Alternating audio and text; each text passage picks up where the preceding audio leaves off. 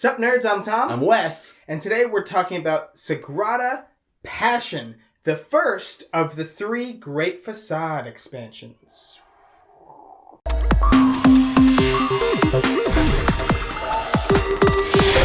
Some of you guys may know I already did like a first look of a prototype of this expansion, and it was like the game was going to production, it was done, the prototype was everything that you would see, just to kind of give you guys an idea of what was coming in it, help build hype. But that was a while ago, so we're going to kind of like wipe the slate clean and tell you all about this expansion. One of the first things you may notice is you have these like foggy white dye that are, what are they called? Rare glass. Rare glass. And how they trigger is actually different based on, so they're kind of wild, first of all. In terms of color, they're definitely wild. Mm-hmm. So you can place them pretty much wherever. But the way that you gather them is different. There's, 6 different of these little boards that tell you how many of your little beads, whatever these are called, that you have to pay in order to take it and place it.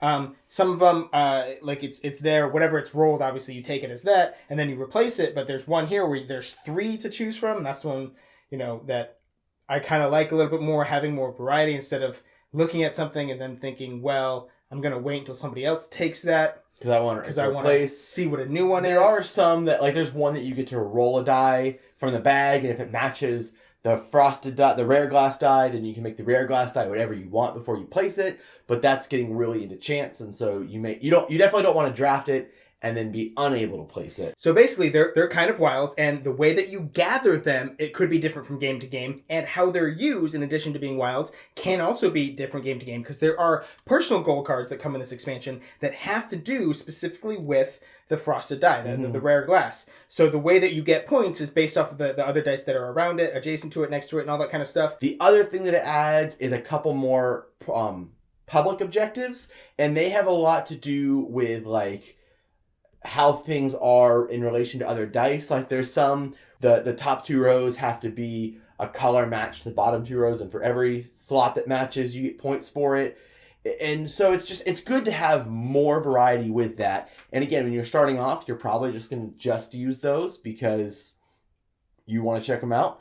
But there's also ones that they say don't have them come out together. If they do flop out, redeal them, because they don't quite conflict, but they interact with each other enough. Like, hey, have unique colors in all the columns. Hey, have unique numbers in all the columns. Trying to get both of those at the same time is going to be way harder, so you may only have one of those in there. One other big thing that this expansion adds that we haven't talked about yet are specific player powers. You have these cards that you can deal out to everybody, and they just have variable player powers. So now they get to do something that somebody else doesn't get to do. Like this, once per game, you may gain up to 3 favorite tokens from 1 tool card. So, and I guess that's one thing, is that like some of these are a little bit better with bigger player counts, because that way you can have more people and more players and people trying to put those things in the tool card. Like if I know that we're a 2-player game and I know you have this, I may not get tools. Yeah, I'd be like, screw those tools. Those things suck. Wes had this one recently. Once per round, you may re-roll draft a die. If you can't place the die, return it to where it came from. That's Aaron's favorite. Just because he likes the luck of the chance. But my favorite is this one. Once per round after drafting, you may spend 1 favorite token to break a color or number restriction when placing a die, which really does make those really difficult ones, the 5s and 6s and whatever, the really, because the cards that you slide into here, they have higher difficulty, but you get more of those. What are they called again? Favorite tokens. Favorite tokens. You get more of those favorite tokens. Now it's like, well, hot dang, now I have 6 different times I can go ahead and break something. And I mean, there's a lot of restrictions, but now, hey, maybe there's not as many restrictions. I just always love variable player powers in games. Some games, it doesn't really work very much, but I don't think any of these are too powerful, or too hard to understand, or too hard to remember. So I think this fits together really well. And I think that's kind of this whole expansion. It adds nothing mind-blowing. The 5 to 6 player expansion changed the way you draft die, which I feel like, not like radically changed this game, but it gave the game a completely different feel. It changed the timing of it. It took away a lot of the hate drafting, because you only were drafting 1 die instead of 2 from the middle. There was no snake draft anymore. So this one is a lot more subtle than that, but it does add a little bit of flavor here and there to spice your game up.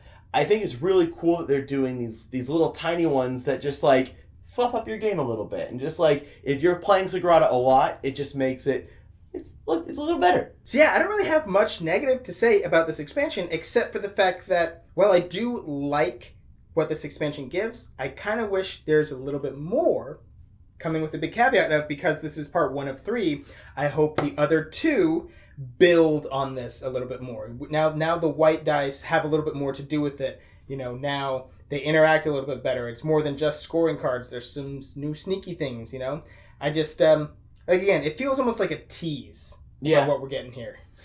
I think my favorite part of this is definitely, I agree, the player powers, because I agree, anytime you can add player powers, especially if it's pretty balanced, I'm gonna like it more, just because I have something unique I can do, something on my turn that just gives me like, oh, I can do this as well.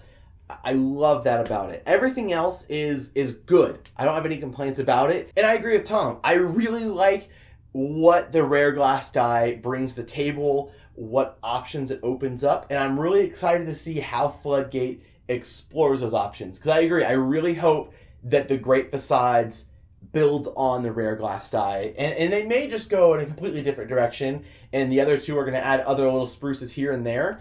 But I am kind of hoping that they build upon what they've already done here. Well, if any of what we were talking about sounds interesting to you, we're going to have a purchase link in the description box down below to this expansion, the base game, the other expansion. I'm going to put Wesley's address down there, a list of his fears. Make sure you subscribe to our channel so you'll never be bored.